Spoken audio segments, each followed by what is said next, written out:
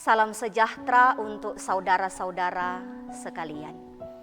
Jumpa lagi dengan program Sorga Suara Gembala Gemibom. Kiranya taburan firman Tuhan di hari ini dapat menjadi berkat bagi para penikmat media sosial YouTube ini. Saudara-saudara, tema kita hari ini menghadapi Via Dolorosa kita. Di bawah sorotan firman Tuhan melalui kitab Yakobus pasal 1 ayat 12. Bunyinya demikian. Berbahagialah orang yang bertahan dalam pencobaan, sebab apabila ia sudah tahan uji, ia akan menerima mahkota kehidupan yang dijanjikan Allah kepada barang siapa yang mengasihi Dia. Saudaraku, jika kita berbicara tentang penderitaan Yesus, maka yang sering terdengar atau yang sering kita ucapkan tidak lain adalah soal salib, kubur, anggur, roti, darah dan tubuh Kristus. Jarang sekali kita mendengar kata Via Dolorosa.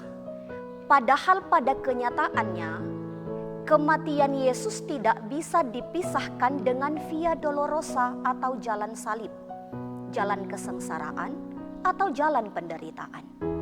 Sebuah jalan di kota Yerusalem kuno yang dilalui oleh Yesus sambil memikul salib menuju tempat penyaliban di Bukit Golgota.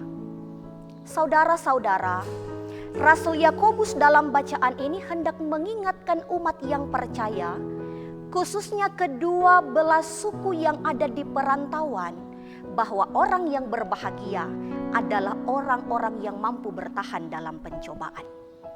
Bertahan dalam pencobaan menunjuk pada suatu proses perjalanan yang sangat panjang yang akan dilalui oleh umat selama berada di perantauan.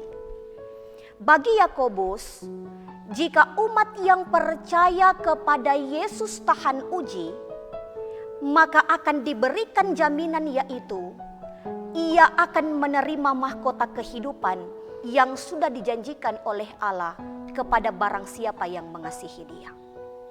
Saudara-saudara kekasih dalam Tuhan kita Yesus Kristus, mencermati apa yang dikatakan oleh Rasul Yakobus tentang bertahan dalam pencobaan, cobaan yang dimaksud di sini bukan cobaan yang hanya 1 atau 2 kali, melainkan cobaan yang datang silih berganti. Wow, sangatlah ironis jika benar apa yang dikatakan oleh Yakobus. Satu pencobaan saja dapat membuat kita menderita, dapat membuat kita sengsara. Apalagi jika penderitaan itu datang silih berganti. Dapatkah kita bertahan menghadapi cobaan yang bertubi-tubi itu? Lalu, jaminan apa yang dapat kita harapkan? Saudara-saudaraku, siapapun manusia yang hidup di dunia ini menginginkan kebahagiaan. Seorang filsuf, yakni Aristoteles, mengatakan bahwa kebahagiaan adalah tujuan semua orang. Apapun yang kita lakukan untuk meraihnya. Namun bila kita ingin dan begitu berusaha untuk bahagia, lalu mengapa tampaknya kita lebih sering tidak bahagia? Mengapa? Karena begitu sering kebahagiaan itu kita identikan dengan kesenangan duniawi dan kenikmatan daging belaka. Kebahagiaan diukur saat seseorang mendapatkan jabatan dan kedudukan yang tinggi. Ketika karir naik, usaha sukses, menjadi orang yang kaya raya, percintaan mulus dan lain-lain sebagainya. Mirisnya, zaman sekarang saat orang-orang menginginkan semuanya serba cepat atau instan, tak jarang banyak yang menghalalkan segala cara untuk memperoleh apa yang diinginkan. Memfitnah, menyuap, menjilat dan menghasut demi sebuah jabatan dan kedudukan. Merampas hak orang agar banyak uang menjadi kaya raya dan disebut sebagai seorang sultan. Demi karir dan popularitas, menyembunyikan identitas diri, ingin sembuh dari sakit, dan agar cinta diterima, dukun dicari.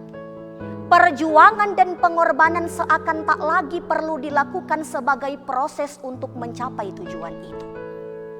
Saudara-saudaraku, firman Tuhan hari ini mau mengatakan kepada kita, kebahagiaan yang sesungguhnya ialah saat kita mampu menghadapi via dolorosa kita. Bukankah Yesus sendiri yang mengatakan dalam Matius pasal 5 ayat 11 dan 12, berbahagialah kamu jika karena aku kamu dicela dan dianiaya, dan kepadamu difitnahkan segala yang jahat.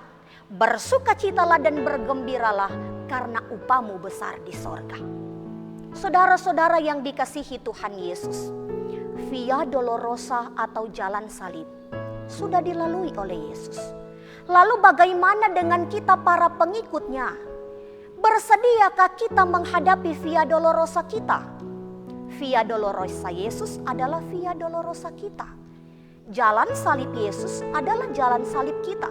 Dengan kata lain, via dolorosa adalah jalan yang harus kita tempuh untuk meraih kebahagiaan.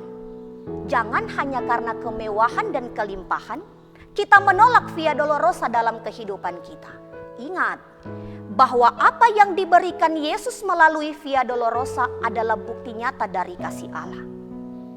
Pertanyaan mendasar adalah, bagaimana kita dapat menghadapi via dolorosa kita?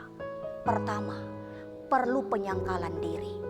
Menyangkal segenap keinginan, nafsu, ambisi, kesenangan diri yang semuanya itu harus tunduk pada otoritas Yesus. Kedua, perlu penyerahan diri. Kita perlu menyerahkan diri sepenuhnya dalam rencana dan kehendak-Nya. Dan yang ketiga ialah kita dituntut untuk dapat bersaksi. Berani bersaksi tentang Yesus, tentang apa yang telah dilakukannya untuk dunia dan manusia. Bersediakah kita melakukannya? Roh Kudus kiranya memampukan kita. Amin.